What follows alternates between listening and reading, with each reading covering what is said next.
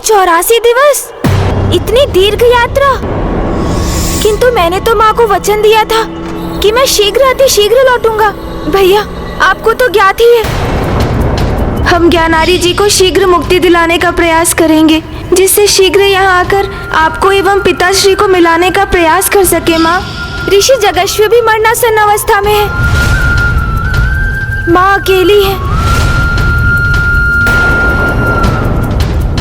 हमें पिताश्री को भी काशी लौटाने का कोई उपाय ढूंढना है।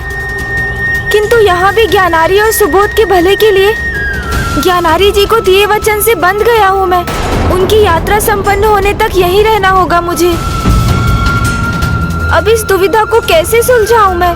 यहाँ भी कैसे रहूं और काशी लौटकर माँ को दिया वचन कैसे पूर्ण करूं मैं? ओम नमः शिवाय। ओम नमः शिवाय। ओम नमः शिवाय। ओम नमः शिवाय। ऋषिवर, प्रभु शीघ्र ही लौटते होंगे। ओम नमः शिवाय। स्वामी, पुत्र गणेश और कार्तिकेय शीघ्र यहाँ लौटेंगे और फिर वो आपके अंश को यहाँ मुझ तक लाने का कोई उपाय अवश्य ढूंढ लेंगे।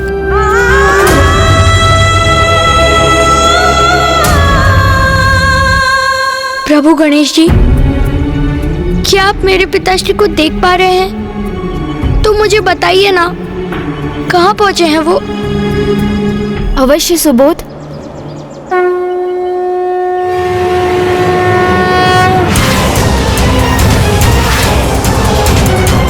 हाँ वत्स सुबोध, मैं अपनी दिव्य दृष्टि से ज्ञानारी जी को देख पा रहा हूँ। वो एक अनंत अंधकार की गहराई में गिरते चले जा रहे हैं। नहीं, नहीं, नहीं! क्या हुआ गणेश? अब क्या देखा तुमने?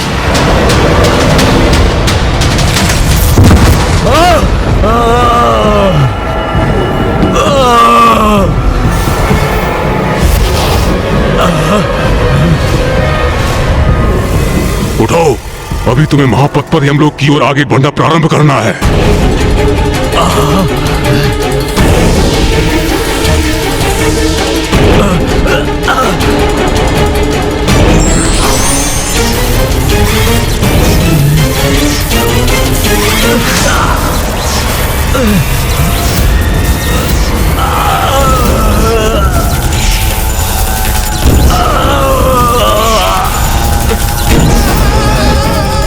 छोड़ दो मुझे, छोड़ दो, क्षमा करो मुझे। इतनी भीषण पीड़ा नहीं सह सकता मैं। छोड़ दो, दया करो मुझ पर, दया करो। छोड़ दो, हाँ छोड़ो, छोड़ दो मुझे, छोड़ो, छोड़ो। अब यमदूत ज्ञानारी जी को अपने पाश में बांधकर कांटों, बांबियों और कंकड़ से भरे मार्ग पर घसीटते हुए ले जा रहे हैं।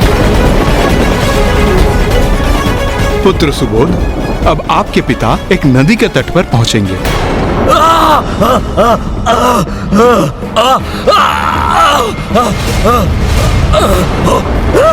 अब हम पुष्पभद्रा नदी के तट पर हैं।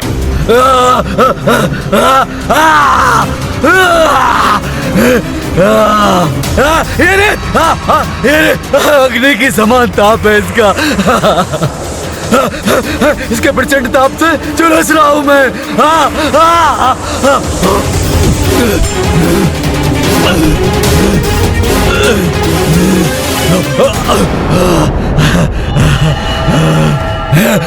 जल, जल, जल। प्यास, प्यास, प्यास लगी है मुझे। जल दे दो मुझे, बहुत बहुत प्यास लगी है। पुत्र, अब आपके पिता का यातना शरीर पुष्पभद्रा नदी के तट पर पहुंच चुका है, जहां आपके द्वारा दिया गया पिंडदान उनका भोजन बनेगा और तर्पण का जल प्राप्त होगा।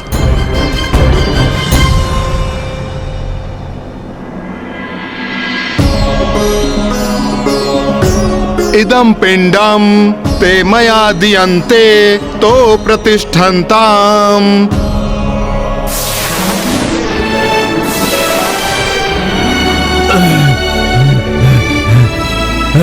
भूख, भूख और प्यास तो मिट गई, किंतु किंतु किंतु मेरा कष्ट नहीं मिटा। मेरा संपूर्ण तन कष्ट में है। तो जैसे पुनः मृत्यु के मुख में प्रवेश कर रहा हूँ। अभी से इतना विलाप कर रहे हो? अभी तो तुम्हारी यात्रा आरंभ भी नहीं हुई क्या नारी?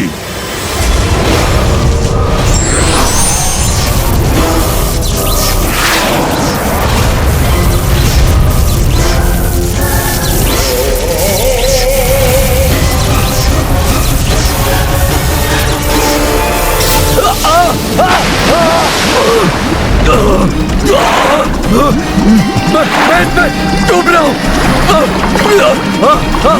ये जल तो अपने दांत से प्रताड़ित कर रहा है मुझे।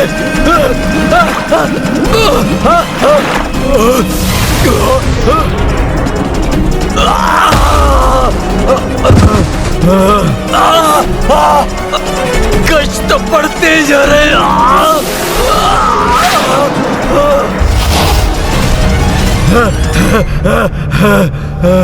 क्षमा करो मुझे, दया करो मुझ पर। मैं ये कष्ट और नहीं सह सकता, नहीं सह सकता मैं। ये यमपुर है, महापथ पर पड़ने वाला पहला पुर, जहाँ उन आत्माओं को दंड दिया जाता है जिन्होंने अपने जीवन काल में अपने माता पिता का अपमान किया हो। नहीं, मैंने अपने माता पिता का कभी अपमान नहीं किया था, कभी नहीं किया था। हमने तो सम्मान किया है, सम्मान। कभी अपमान नहीं किया। ज्ञानारी जी, यमदूतों से असत्य वचन कहना व्यर्थ है।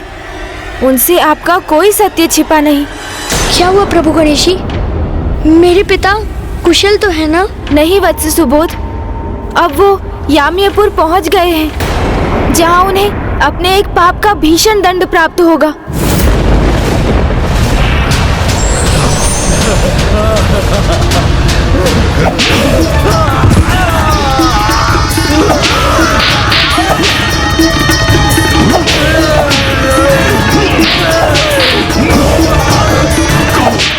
सत्य कहो, क्या तुमने कभी अपने माता पिता का अपमान किया था?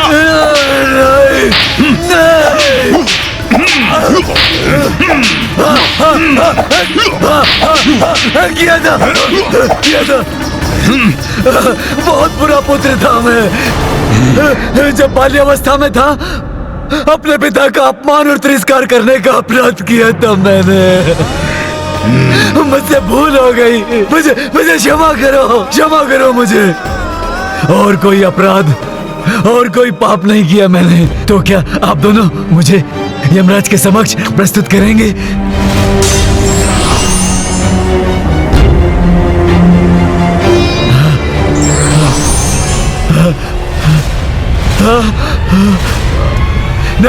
नहीं, गदा का प्रहार मत कीजिए, नहीं।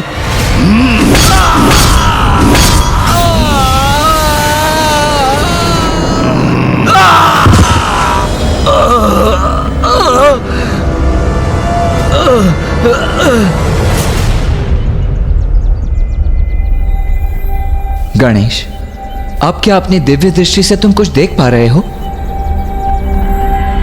ज्ञात नहीं भैया, वहाँ क्या हो रहा है? वहाँ तो सर्वत्र अंधकार छाया है। मुझे कुछ दिखाई नहीं दे रहा है भैया वहाँ। ऐसे अंधकार का अर्थ तो ये है कि वो शौर्यपुर पहुंच चुके हैं। ऋषिवर, वहाँ आत्माओं के साथ क्या होता है?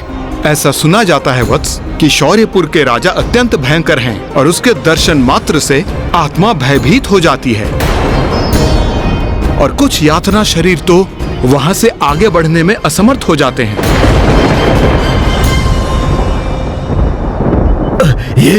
ये कहाँ आ गया मैं? यहाँ तो सर्वत्र अंधकार ही अंधकार है।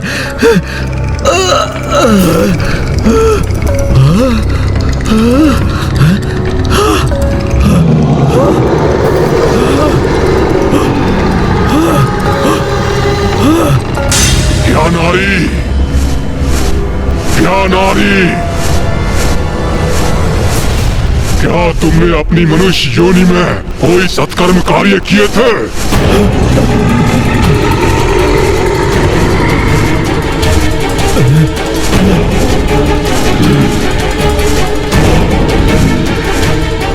हत्या का महापाप किया है तुमने।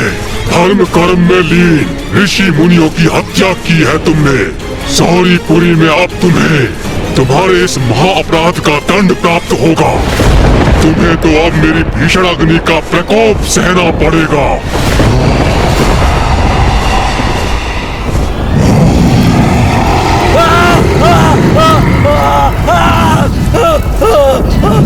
मैं इस अग्नि से भस्म हो रहा हूँ। क्षमा करो मुझे, क्षमा करो, क्षमा करो। मैंने अपने जीवन में इतने दुष्कर्म क्यों किए?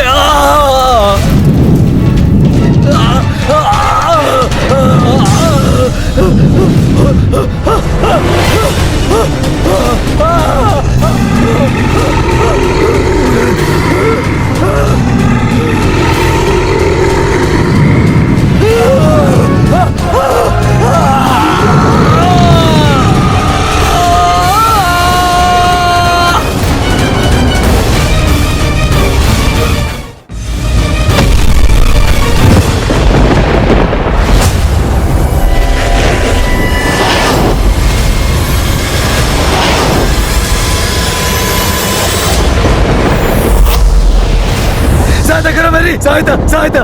मैं भस्म हो रहा हूँ, मैं भस्म हो रहा हूँ। इस अग्नि से भस्म हो रहा हूँ मैं। शांत करो, शांत करो इस अग्नि को।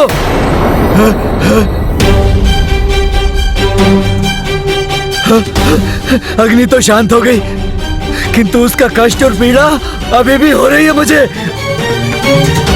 ऐसा प्रतीत हो रहा है जैसे इस अग्नि से तप रहा हूँ मैं। जल जल जल जल जल दो मुझे बहुत बहुत प्यास लगी है। चार देवंग रागण गुणगण विशेषण इदम विशिष्टायाम स्वपुण्यतिदो इदम पिंडम ते मया दियन्ते तो प्रतिष्ठन्ताम। चलो उठो, तुम्हारा विलाप सुनने का व्यर्थ समय नहीं है हमारे पास। अभी हमें आगे बढ़ना है, नागेंद्र भवन पहुंचना है। 2 क्षण का तो अवकाश दे दो मुझे, तनिक विश्राम करने दो। तुम जैसे पापियों के लिए कोई विश्राम नहीं है। चलो आगे बढ़ो, नहीं तो तुम पे वार करके आगे चलने पे विवश करेंगे।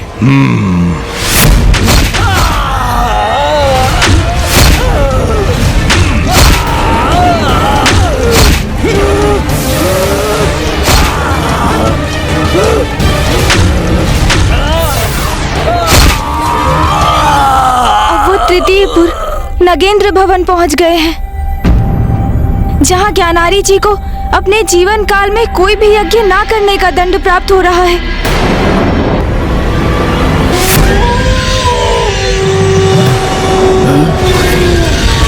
ये भेड़िए, ये खा जाएंगे मुझे।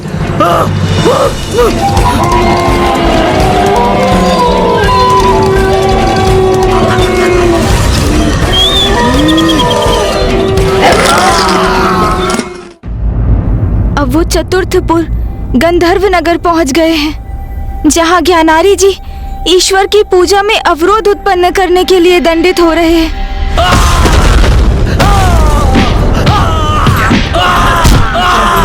अब वो पंचमपुर शैलागमपुर में है, जहां ज्ञान कर्म और धर्म के मार्ग से भटकने का परिणाम भुगत रहे हैं ज्ञानारी जी। नहीं, हार मत कीजिए। नहीं नहीं नहीं। वो षष्ठमपुर क्रोंचपुर में है, जहां अपने ही पुत्र एवं अपने राज्य के अन्य बालकों को प्रताड़ित करने के दंड स्वरूप ज्ञानारी जी पर भीषण गदा प्रहार हो रहा है।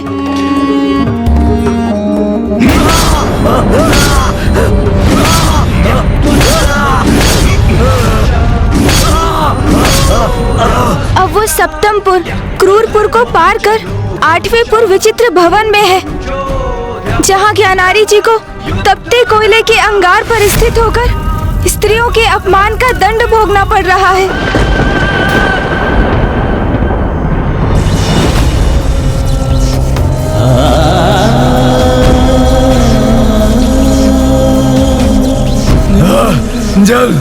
जल दो मुझे भोजन, भोजन दो मुझे।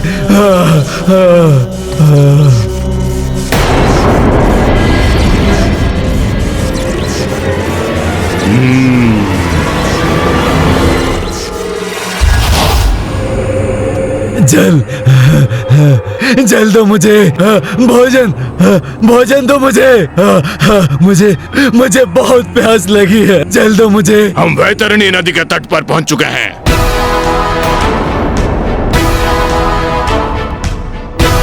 हमें इस नदी को पार करना है।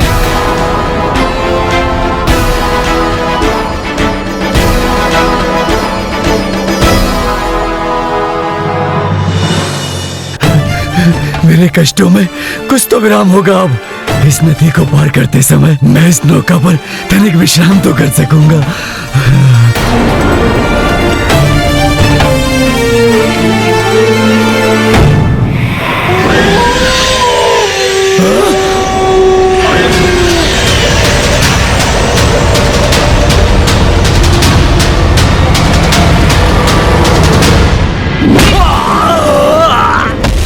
तुम इस नौका पर आरूढ़ नहीं कर सकते।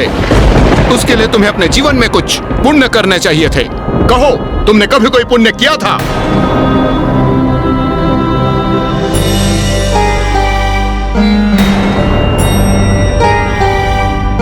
प्रणाम।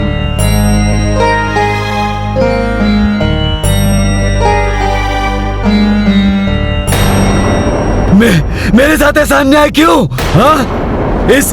इस ब्राह्मण को नौका में लेकर जा रहे हो, मुझे क्यों नहीं? हाँ? वैतरणी नदी को सुगमता से वही पार कर सकते हैं जिन्होंने अपने जीवन में सत्कर्म किए हैं। मात्र वही नौका से वैतरणी को पार कर सकते हैं। ऐसी आत्मा को स्वयं गौ माता वैतरणी पार करने के लिए प्रकट होती हैं और उसका यातना शरीर उसी दिव्य गौ की पूंछ पकड़कर सुगमता से वैतरणी नदी के उस पार पहुंच जाता है।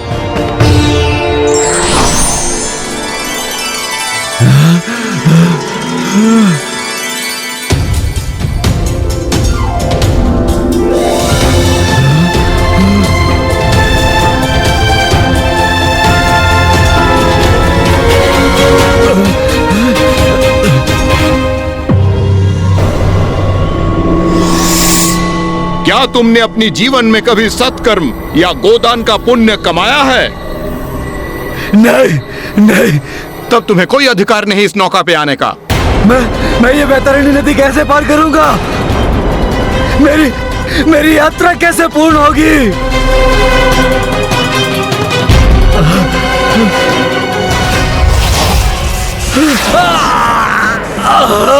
वैतरणी नदी तो तुम्हें पार करनी होगी, किंतु नौका पर नहीं। यह अच्छा संकेत नहीं है। किंतु क्यों ब्राह्मण देवता? क्योंकि अब यहाँ से वैतरणी नदी प्रारंभ हो गई और ये वैतरणी नदी तो मांस मदिरा का आहार करने वाले जीव जंतुओं से भरी पड़ी है। अपनी यात्रा को आगे बढ़ाने के लिए ज्ञानादि को वैतरणी नदी तो पार करनी ही होगी। किंतु इस प्रयास में उनकी यातना शरीर की यदि मृत्यु हो गई तो यमदूत उसे पुनः जीवित करके उनकी ये यात्रा पुनः प्रारंभ करेंगे। ज्ञानारी जी को बिना प्राण खोए एक ही प्रयास में वैतरणी नदी को पार करना होगा, अन्यथा यमदूत उन्हें बार बार जीवित करते रहेंगे और ज्ञानारी जी को आरंभ से पुनः अपनी यात्रा आरंभ करनी होगी।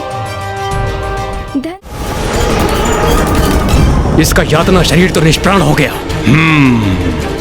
इसे पुनः प्राण देंगे, तभी तो ये जीवित अवस्था में कष्ट भोगते भोगते वैतरणी पार कर पाएगा।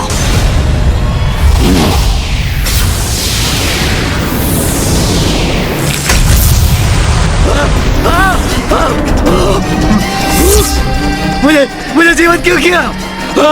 मृत्यु चाहता हूँ मैं और कष्ट नहीं सह सकता। ज्ञानारी, तुम्हें तो वैतरणी पार करनी होगी।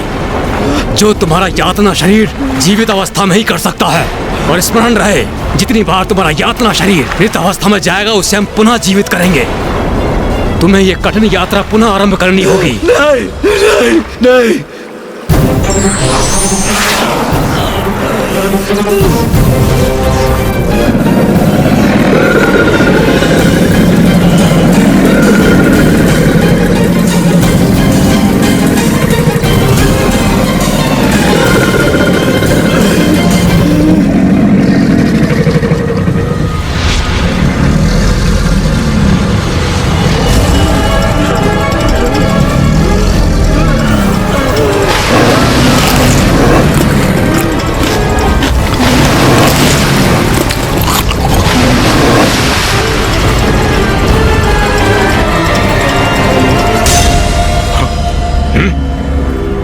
ये ज्ञानारी कहाँ चला गया? प्रतीत होता है ज्ञानारी का यातना शरीर यातना सहते सहते निष्प्राण हो गया, किंतु उसे पुनः अपनी कठिन यात्रा आरंभ करनी होगी।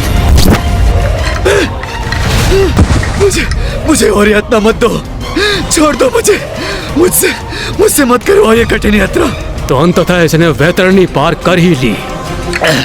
अपने जीवन में मैंने अच्छे कर्म किए होते तो ऐसी दुर्दशा ना होती मेरी।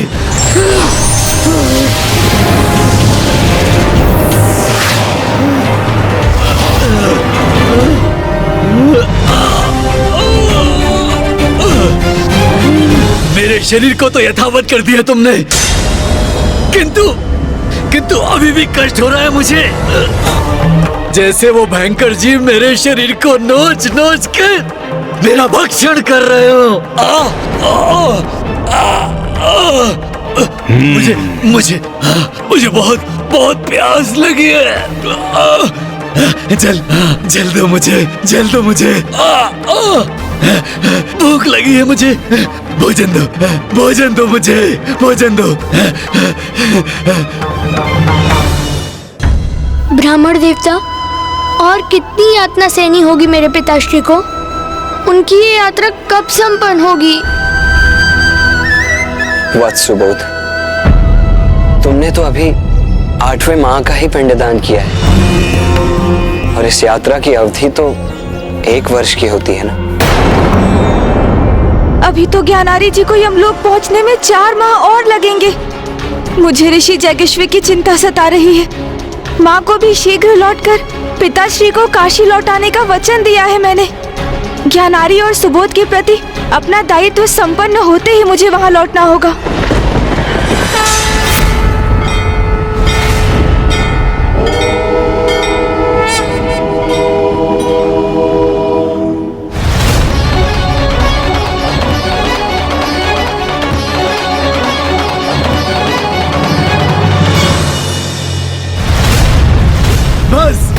बस और नहीं कर सकता। बस। जब अपने जीवन में पाप कर्म कर रहे थे तब तुम कहते कि नहीं, मैं नहीं कर सकता, तो आज तुम इतने कष्ट के भागी नहीं बनते। किंतु हम अभी तो महापथ के अर्ध स्थान पर ही हैं। अभी तो तुम्हें और कष्ट सहने होंगे। अभी हम नवेपुर ब्रह्मपथ पर पहुंचेंगे, जहां तुम्हें और दंड मिलेगा। नहीं।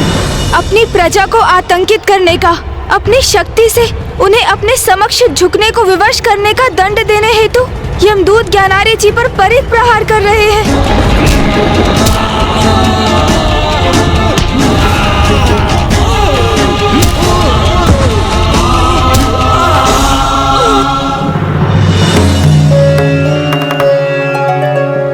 दसवेपुर अर्थात दुखदपुर।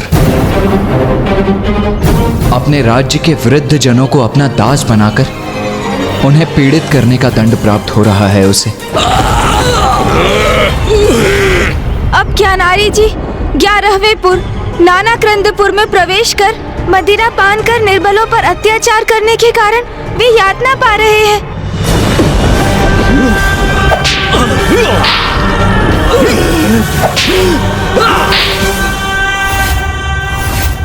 12वें अर्थात सुप्त भवनपुर में ज्ञानारी को अपने राज्य में स्थित भगवान के मंदिरों और उनके श्री विग्रह नष्ट करने के पाप का कठोर दंड प्राप्त हो रहा है।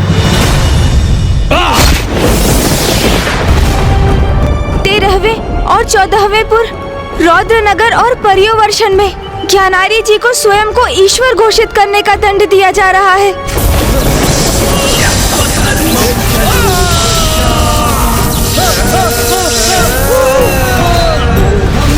और 15वें एवं 16वें अर्थात शिटाड्यपुर एवं बहुधर्म भीतिपुर में ज्ञानारी को प्रथम पूज्य गणेश का अपमान करने के महापाप का दंड प्राप्त हो रहा है।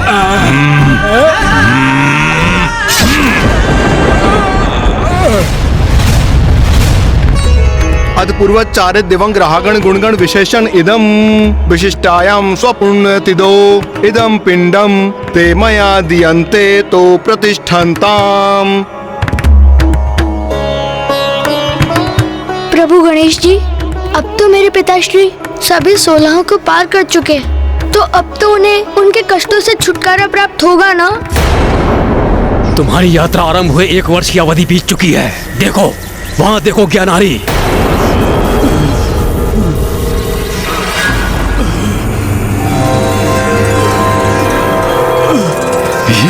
ये सीढ़ियां मुझे यमलोक में स्थित यमराज तक ले जाएंगी। ज्ञानारी, अब हम यमलोक के बहुत निकट पहुंच चुके हैं। अब तुम्हें तीव्र से ये सीढ़ियां चढ़कर यमराज तक पहुंचना होगा। किंतु यदि तुमने ये सीढ़ियां चढ़ते हुए अपना संतुलन खोया तो तुम नीचे गिर जाओगे और तुम्हें पुनः ये सीढ़ियां चढ़नी पड़ेगी। ज्ञानारी जी अब अपनी यात्रा के अंतिम पड़ाव पर हैं। एक बार ज्ञानारी यमलोक पहुंच जाए तो यमराज को ज्ञात हो जाएगा कि वो अपने समस्त पापों का दंड भुगत चुका है, और तब वो उसके साथ उचित न्याय करेंगे, है ना? हाँ कुमार कार्तिकेय, गणेश जी, ये सत्य है कि ज्ञानारी इन 16 पुरों की यात्रा में अपने अनेक पापों का दंड प्राप्त कर चुका है, किंतु उसकी यात्रा का ये अंतिम पड़ाव सबसे कठिन और चुनौतीपूर्ण होगा। किंतु ऐसा क्यों ब्राह्मण देवता? यमलोक की सीढ़ियों पर ज्ञानारी की सबसे कठिन परीक्षा होगी कि ये जो प्रायश्चित कर रहा है वो वास्तव में कर रहा है या कष्टों को कम करने के लिए दिखावा मात्र कर रहा है। यदि उसका प्रायश्चित सत्य है तो सीढ़ियां चढ़कर आगे बढ़ सकेगा, अन्यथा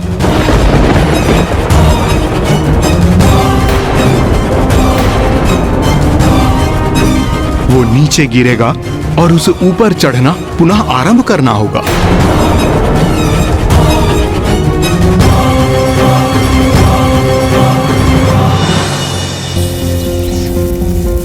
इतनी यातना सहने के पश्चात सीढ़ियां चढ़ना सरल प्रतीत हो रहा है। अब तुम्हें पाश से बांधने की आवश्यकता नहीं है। वैसे भी यहां से तुम कहां भागोगे? तो बताओ ज्ञानारी, क्या अपने जीवन में किए गए पाप कर्मों का पश्चाताप है तुम्हें? हाँ है, पश्चाताप भी है, ग्लानि भी है अपने अपने सभी पापों को लेकर। अब मैं ऊपर चढ़ूं?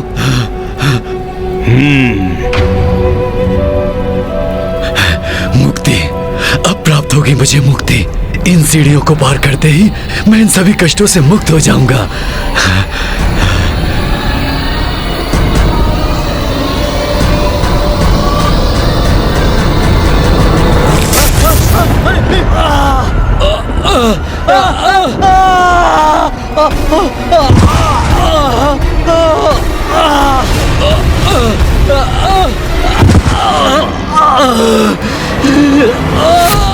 ज्ञानारी जी संतुलन खोकर नीचे गिर गए। अंततः हुआ वही जो ब्राह्मण देवता जगराव जी ने कहा। जब तक ज्ञानारी सच्चे हृदय से पश्चाताप नहीं करता वो सीढ़ियां चढ़कर यमराज तक कदापि नहीं पहुंचेगा। क्या हुआ ज्ञानारी? तुमने अपना संतुलन खो दिया, नीचे गिर गए। तुम तो अपने पापों के लिए पश्चाताप से भरे हो ना, तो ऊपर क्यों नहीं चढ़ पाए? गिर क्यों गए?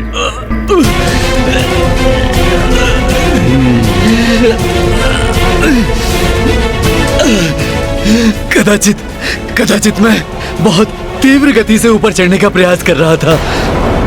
इस बार संभल कर धीमी गति से ऊपर चढ़ूंगा।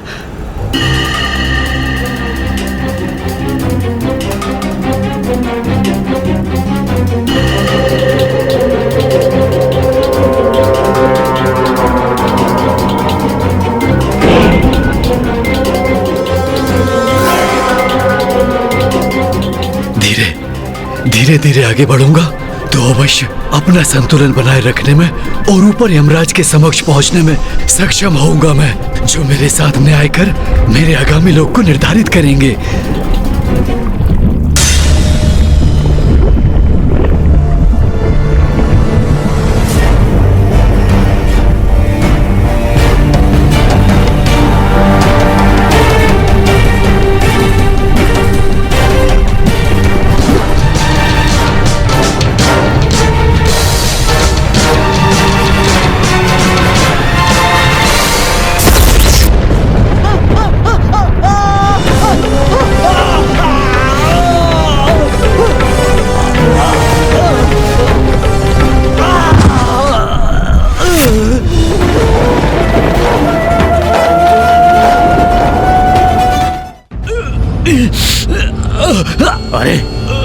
तुम तो फिर गिर गए। ज्ञानारी सत्य कहो, तुम वास्तव में पश्चाताप का अनुभव कर रहे हो ना?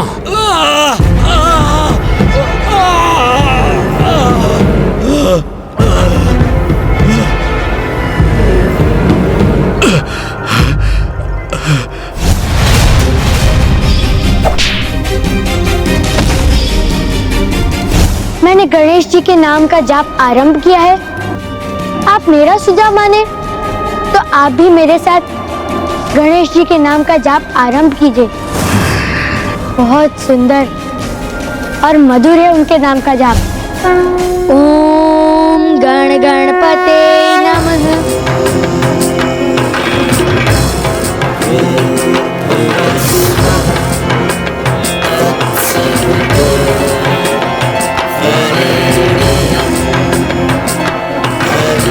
प्रभु गणेश जी, अब आप ही मेरा मार्गदर्शन कीजिए। ओम गणेशाय नमः। ओम गणेशाय नमः। ओम गणेशाय नमः। उस गणेश से अपने पिता का प्रतिशोध लूंगा। फेंको इस मूर्ति को, अन्यथा मैं स्वयं उठाकर इसे फेंक दूंगा। मैं त्रिलोक विजेता, मैं ही सत्य हूँ, मैं ही ईश्वर, मैं ही सत्य हूँ, मैं ही ईश्वर। फेंको इस मूर्ति को। गणेश का तो मैं वध करूंगा ही, मैं ही सत्य हूँ, मैं ही ईश्वर। बहुत बड़ा पापी हूं मैं, अनेकों पाप कर्म किए हैं मैंने। मैं तो भयंकर दंड का भागी होने योग्य हूं। अपने जीवन में मैंने पुत्र, पिता, पति होने के किसी भी दायित्व का अथवा जीवन के किसी भी धर्म का पालन नहीं किया। दुर्बलों को सताया, उन पर अत्याचार किया।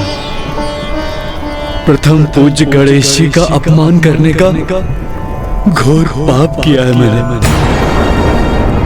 अपने सभी पापों के लिए मैं आपसे क्षमा याचना करता हूं।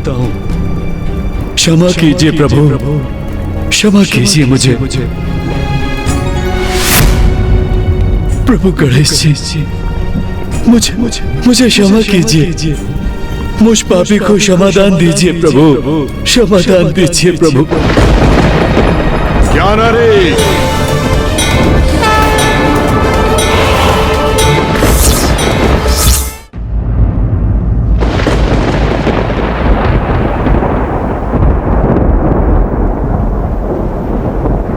प्रणाम यमराज। ज्ञानारी, तुम्हारे पुत्र सुबोध ने विधिवत रूप से तुम्हारा श्राद्ध और पिंडदान संपन्न किया है। तुम्हारे पापों के लिए यमलोक मार्ग सोलापुर में तुम्हें उसका दंड भी प्राप्त हुआ है। अब मुझे ही निर्णय लेना होगा कि मैं तुम्हें कहां भेजूं।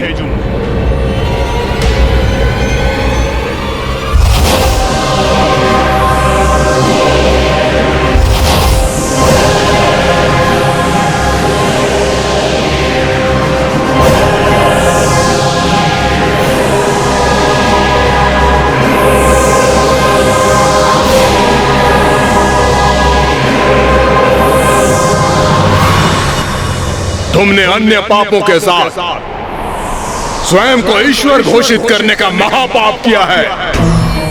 उसका दंड तुम्हें भोगना ही होगा ज्ञानारी। यमराज, आज तक मैं अपनी मुक्ति के पीछे भागता रहा, किंतु मैं उसके योग्य नहीं हूं। मेरे पाप तो अक्षम्य हैं। उचित कह रहे हो तुम। तुम्हारे पापों के दंड स्वरूप तुम्हें नरक ही भेजना होगा।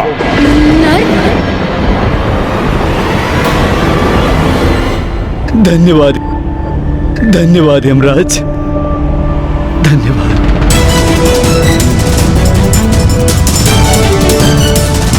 आश्चर्य है, धन्यवाद कर रहे हो तुम मेरा। तुम प्रथम आत्मा हो जिसे नर्क भेजने के बाद भी वो मुस्कुरा रहा है। यमराज, इस यात्रा में मैंने स्वयं को जाना मेरे लिए अपनी बुराई से आत्मसात होने की पीड़ा तो भारी यातनाओं से कहीं अधिक थी। किंतु जब मैं यमलोक की सीढ़ियां चढ़ने लगा तो पुत्र सुबोध द्वारा गणेश की महानता का वर्णन स्मरण हुआ और तब मैंने गणेश जी का ध्यान किया और अब प्रथम बार मुझे सत्य में आंतरिक शांति का अनुभव हुआ। अब मैं समझ चुका हूं मेरी मुक्ति तो गणेश जी की भक्ति में ही है, वही मेरा मोक्ष है।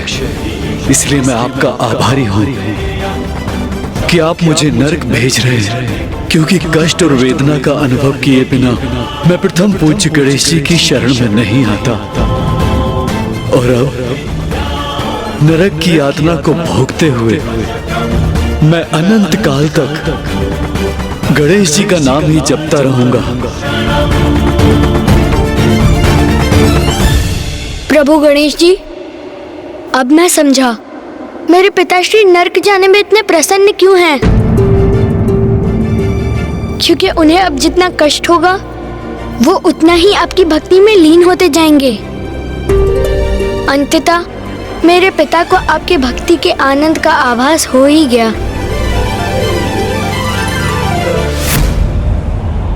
तो उचित है अब तुम नर्क की ही यातना सहो।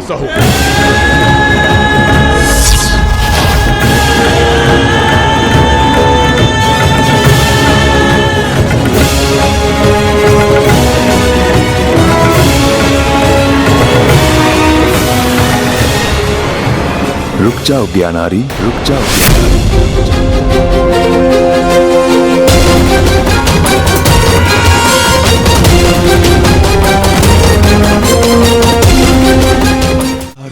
प्रथम पूज्य गणेश की कृपा के कारण मैं तुम्हें मोक्ष प्रदान करता हूं।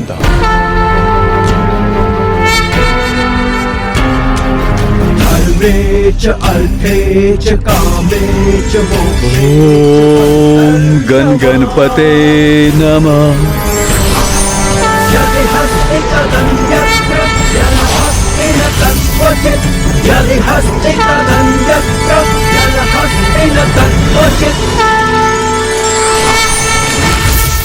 प्रभु महागणाधिपति जी, ज्ञानारी जी को मोक्ष प्रदान करने के लिए आपको कोटि कोटि धन्यवाद प्रभु। वत्स सुबोध, श्री महागणाधिपति जी की कृपा से ही तुम्हारे पिता ज्ञानारी जी को मोक्ष प्राप्त हुआ है।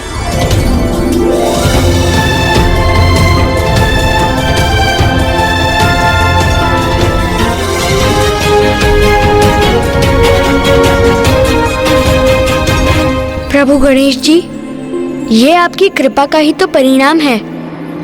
आप जैसा कृपालु तो और कोई नहीं, जो न केवल अपने भक्तों अपितु अपने शत्रुओं के मुक्ति के लिए भी इतने अथक प्रयास करे। हे दयानिधान प्रथम पूज्य गणेश जी, मैं आपको शत शत नमन करता हूँ। कल्याण हो वत्स।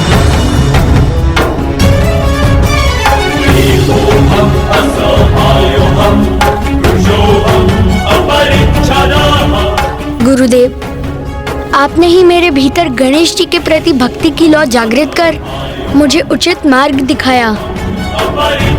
आपकी इस कृपा के लिए मैं आपका किन शब्दों में धन्यवाद करूं? आयुष्मान भव पुत्र।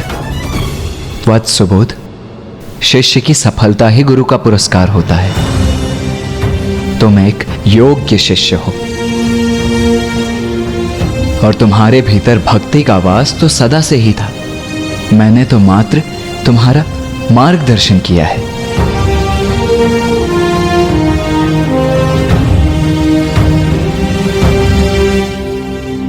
ब्राह्मण देवता, आपने हमारी सहायता की। विधिवत ज्ञानारी जी का पिंडदान और श्राद्ध करवाकर हमें हमारी ध्येय तक पहुंचाया।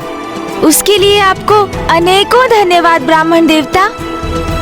धन्यवाद तो मुझे करना चाहिए प्रभु, क्योंकि ये तो मेरा सौभाग्य था। अब मुझे भी आज्ञा दीजिए गणेश जी। गुरुदेव, प्रणाम ब्राह्मण देवता।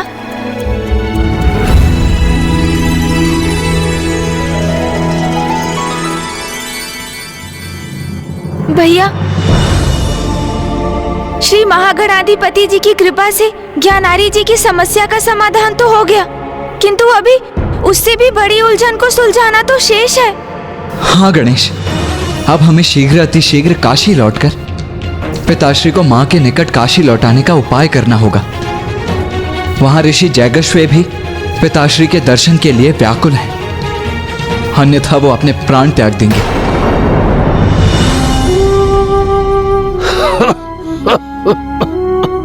ओम नमः शिवाय।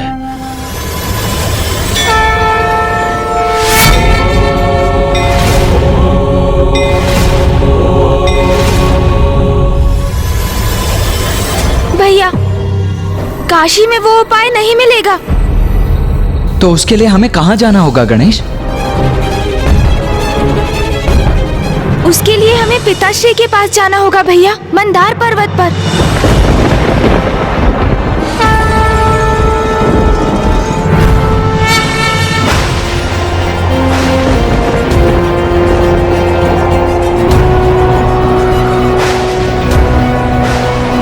भैया, हम इस प्रकार कितनी देर तक चलते रहेंगे? आप अपने वाहन मयूर जी को क्यों नहीं बुलाते? वो अपनी उड़ान भर हमें शीघ्र मंदार पर्वत की चोटी पर पहुंचा देंगे भैया।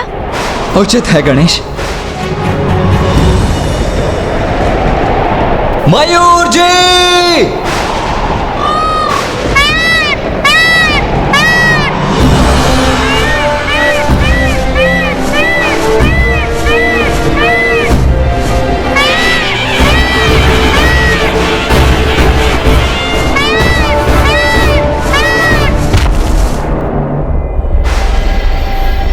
किंतु मुझे संदेह है कि इस दुर्गम और भव्य पर्वत की ऊंचाई पर पहुंचकर भी क्या पिताश्री के दर्शन करना क्या उतना सुगम होगा?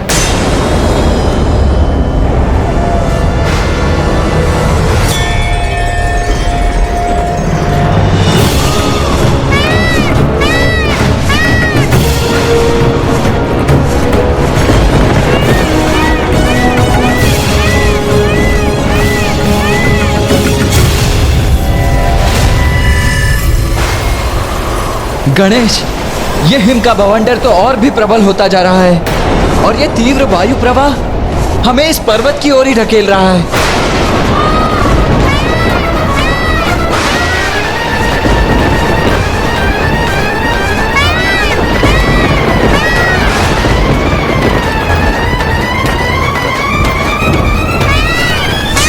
समस्त वातावरण जैसे प्रकृति के विरुद्ध विद्रोह कर रहा है।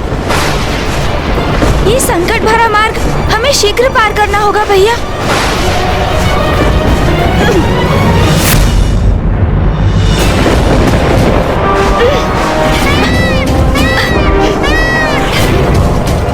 गणेश, इन काले मेघों में कुछ भी स्पष्ट दिखाई नहीं दे रहा है मुझे।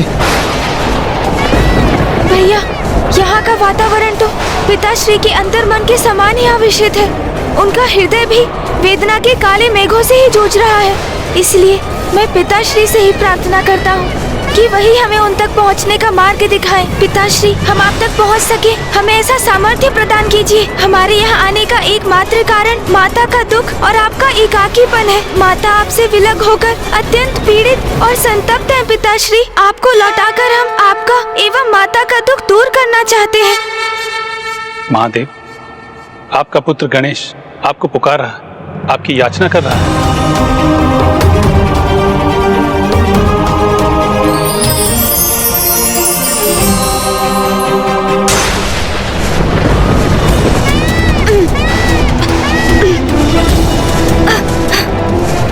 भैया संभालिए।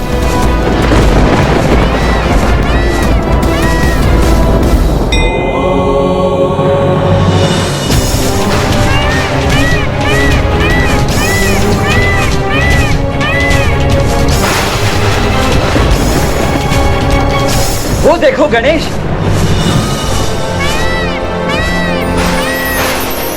हाँ भैया, अर्थात पिताश्री ने हमारी प्रार्थना सुन ली और उन तक पहुंचने का मार्ग भी दिखा दिया।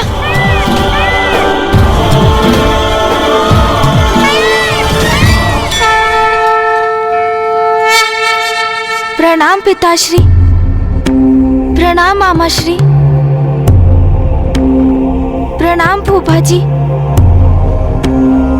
पुत्रो, तुम्हारी माँ कैसी है? पिताश्री, वो भी आपके समान ही द्रवित है, अशांत है, दुखी है। पिताश्री, जब से आपने काशी से प्रस्थान किया है, माँ ने अपनी पलकें तक नहीं झुकाई। तभी से अपार पीड़ा में है वो। आपको काशी लौटने का कोई उपाय ढूंढना ही होगा। पुत्र कार्तिकेय, जब तक राजा देवदास काशी के राजपथ पर स्थित है, महादेव का काशी लौटना संभव। मामाश्री, माँ ने मुझे और गणेश को राजा दिवोदास के विषय में बताया था, किंतु उनके कारण पिताश्री काशी नहीं लौट सकते। ये तो सर्वथा अनुचित है और ये मुझे कदापि स्वीकार नहीं। इसीलिए मैं तो उन राजा दिवोदास को उचित पाठ सिखाने के लिए, उन्हें दंडित करने के लिए अग्रसर भी हो गया था, किंतु फिर माँ और गणेश ने ही मुझे रोक दिया। मैं तुम्हें वरदान देता हूँ कि तुम काशी में स्थित होकर संसार के राजकाज का कार्यभार संभालोगे। महादेव, काशी में मात्र एक ही राजा रह सकता है। फिर वो काशी राजा आप हैं अथवा मैं? और यदि राजा बनने का कर्तव्य मुझे पालन करना है तो आपको काशी छोड़कर जाना होगा महादेव। तो आपको काशी छोड़कर जाना होगा महादेव। तो आपको काशी छोड़कर जाना होगा। मुझे काशी छोड़कर जाना होगा।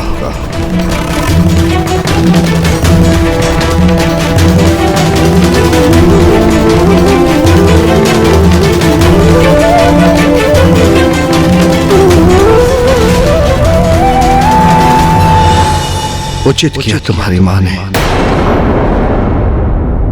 दंडित करोगे राजा दिवोदास को तुम, किंतु क्यों? क्या अपराध है उनका? अपने कर्तव्य के प्रति तन मन धन से समर्पित धर्म प्रिय न्याय प्रिय राजा है। आपने उचित कहा पिताश्री।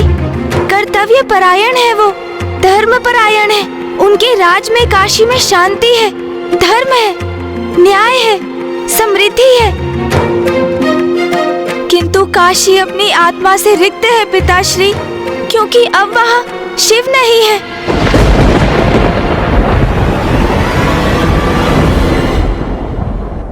पिताश्री, काशी वो पावन धाम है जहाँ आप स्वयं मरणासन्न मनुष्यों के कान में तारक मंत्र का उच्चारण कर उन्हें सद्गति प्रदान करते हैं।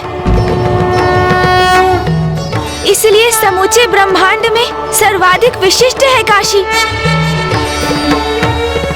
उसका एक विशेष प्रयोजन है, किंतु राजा दिवोदास के कारण अब आप वहाँ उपस्थित नहीं, और इसलिए अब काशी में मनुष्य सद्गति प्राप्त करने से वंचित है पिताश्री। राजा दिवोदास अपना राजधर्म निभा रहे हैं और आप उनको दिए वचन का पालन कर धर्म का निर्वाह कर रहे हैं। किंतु आपके वो भक्त जो अपने अंत समय में अनेकों कठिनाइयां सहकर दूरस्थ स्थानों से आते हैं ताकि वो आपके दर्शन कर सद्गति प्राप्त कर सके, अब वो सभी भक्त निराश होने पर विवश हैं। उनको सद्गति प्राप्त नहीं हो पा रही है पिताश्री। वैसे काशी समृद्ध और सुखी प्रतीत होती है। राजा दिवोदास अपनी प्रजा के सुख दुख का ध्यान रख रहे हैं, किंतु यदि सूक्ष्मता से देखें तो उन्होंने आपको आपके भक्तों से दूर कर दिया है पिताश्री। ऋषि जगेश्वर जैसे भक्त जो आपके दर्शन से वंचित होकर अपने प्राण त्यागने के लिए प्रस्तुत है। महादेव, अब मेरे प्रश्न का उत्तर आप ही दीजिए पिताश्री। भगवान को भक्त से दूर करना कहाँ का न्याय है?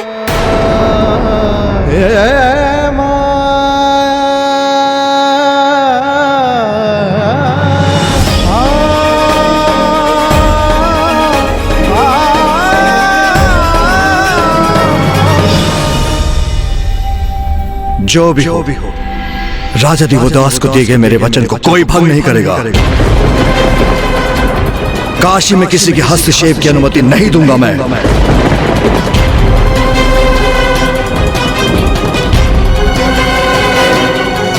पिताश्री, कितनी रुचि से काशी की रचना की थी आपने।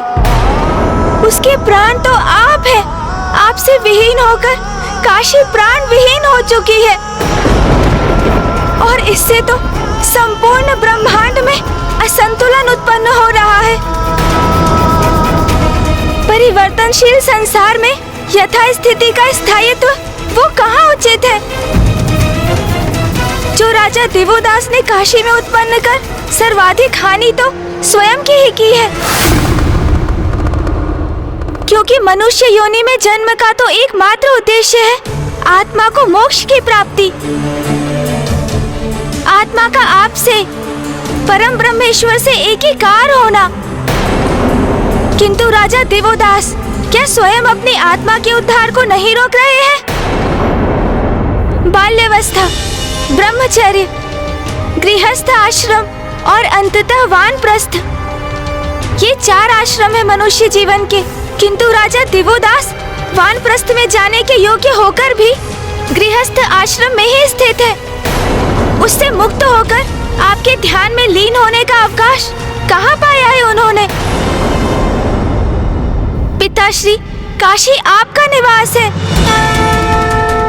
आपने दिवोदास को अपने निवास में प्रवेश करने की अनुमति दी, किंतु सत्य तो ये भी है कि उनके काशी में प्रवेश से आपको ही अपने निवास से वंचित होना पड़ा। पिताश्री, आप हम में से किसी को राजा दिवोदास को समझाने की अनुमति दीजिए। वो बुद्धिमान है, विवेकशील है। वो हमारे समझाने पर इस सत्य को अवश्य समझेंगे। हाँ पिताश्री, अब हमें शीघ्र कोई ऐसा उपाय ढूंढना होगा जिससे राजा दिवोदास का अनादर भी ना हो, आपका उनको दिया हुआ वचन भी भंग ना हो और वो आपको काशी में प्रवेश करने की अनुमति भी दे दे।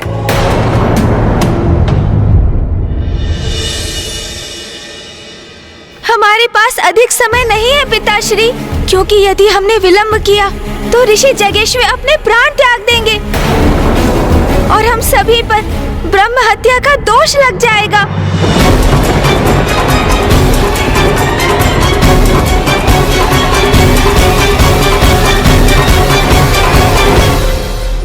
उचित है। मैं तुम्हें इसका उपाय ढूंढने की अनुमति देता हूं, किंतु राजा दिवोदास को बलपूर्वक कोई विवश नहीं करेगा। उस पे किसी प्रकार की हिंसा का प्रयोग नहीं करेगा। महादेव, ब्रह्मदेव, नारायण, गणेश जी चिंता क्यों कर रहे हैं? आप मुझे देवदास को समझाने की अनुमति दें। मैं शीघ्र ही यह कार्य संपन्न कर दूंगा।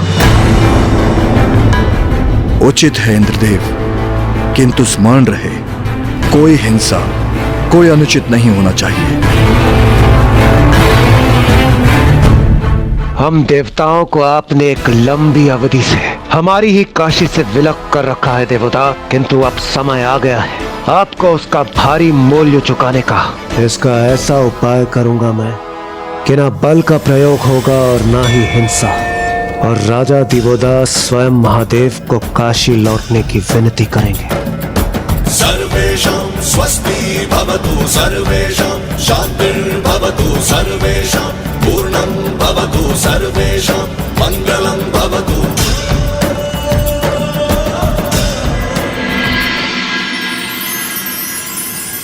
नाथ, आपके मुख पर संतुष्टि का भाव मेरे हृदय को भी प्रसन्नता से भर देता है। देवी सरला, अपने राज्य की समृद्धि से और प्रजा के सुख से ही एक राजा को भी सुख की अनुभूति होती है। आपके राज्य की संपन्नता का श्रेय तो आपका ही है स्वामी। सहस्त्रों वर्षों से इतनी तन्मयता, कुशलता और धन प्रायता से राजकाज के दायित्व का निर्वाह जो कर रहे हैं आप, मेरा श्रेय तो इतना ही है देवी कि प्रभु की कृपा से ना कभी धर्म पथ से भटका और ना ही मेरे द्वारा किए जाने वाला यज्ञ कभी रुका। और मुझे विश्वास है नाथ, आप सदा इसी प्रकार धर्म का पालन करते रहेंगे और कभी भी भ्रमित होकर धर्म से विमुख नहीं होंगे। राजा देवोदास, माना कि आप बहुत ही धर्मपरायण, न्यायप्रिय नेक शासक भी हैं, किंतु आप एक मनुष्य भी हैं और मनुष्य अपने धर्म के प्रति कितनी भी निष्ठा क्यों न रखता हो, उसकी कोई ना कोई दुर्बलता अवश्य होती है।